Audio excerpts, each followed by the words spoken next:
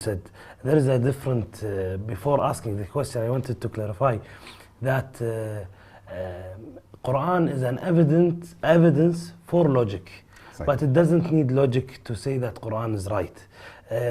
Why I'm saying this, because I wanted to say that you might sometimes don't have the answer.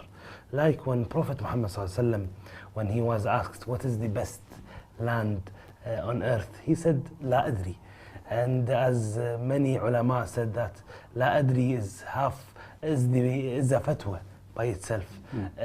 What if Dr. ذاكر faced a question that he didn't find an answer?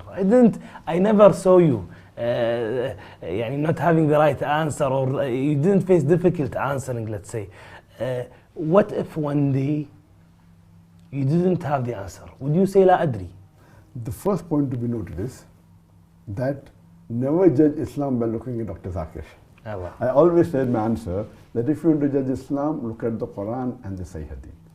And the example I always give, that if you want to judge how good the latest Mercedes car, that is SES 600 2017, how good is it? And if you put behind the steering wheel a person who doesn't know how to drive, and he has accident and he bangs up the car, who will you blame? The car or the driver? But naturally the driver. Yes. If you really want to know how good the car is, you have to look at the specification, at what are the safety measures, what is the pickup, what is the gear ratio, will it have an anti-braking lock system, and so on and so forth. And if you really want to test drive the car, put behind the steering wheel a person who is an expert in driving.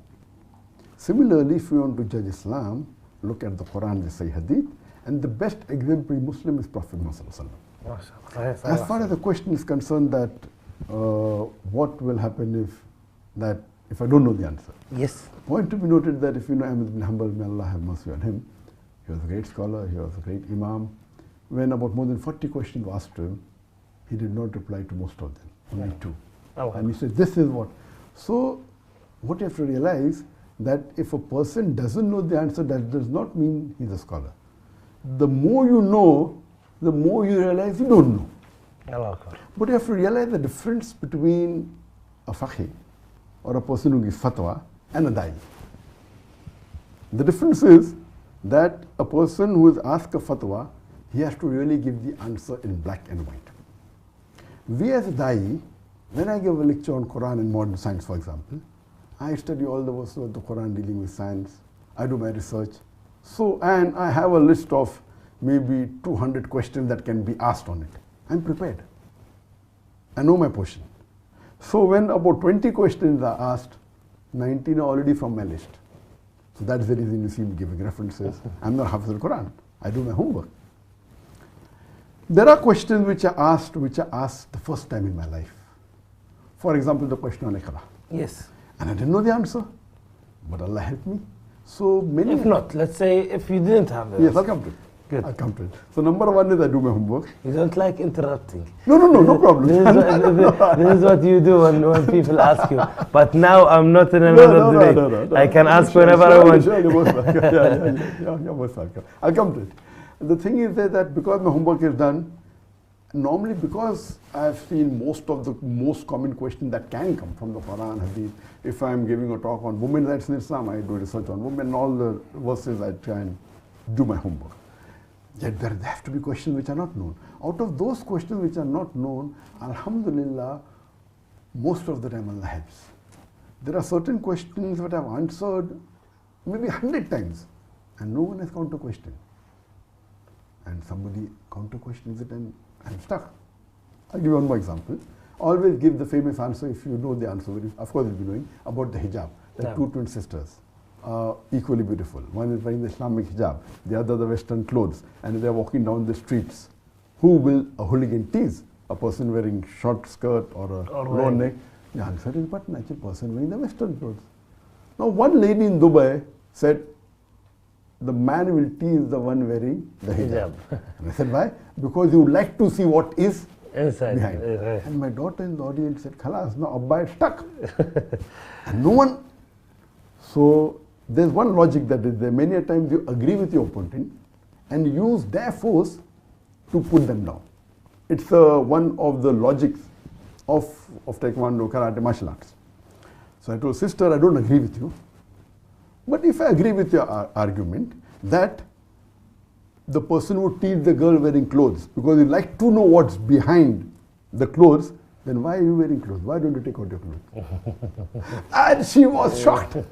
I said, actually, you're only saying something which you don't believe in. If you believed in that, then why are you wearing clothes? You should walk without clothes. So sometimes we have to use mantiq and logic. Now coming to your question that, what if Dr. Zakir Naik doesn't know? As I told you, as a da'i, because with the homework we know most of it, many times Allah helps.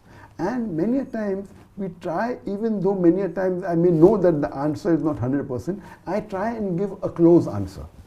But that happens rarely, rarely.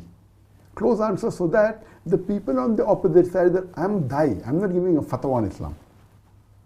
But surely if it's something which is not related, for example, if they ask me something about engineering, or if they ask me a question which is not related to my field. So I say that you call a heart specialist and you're asking him a question on common cold.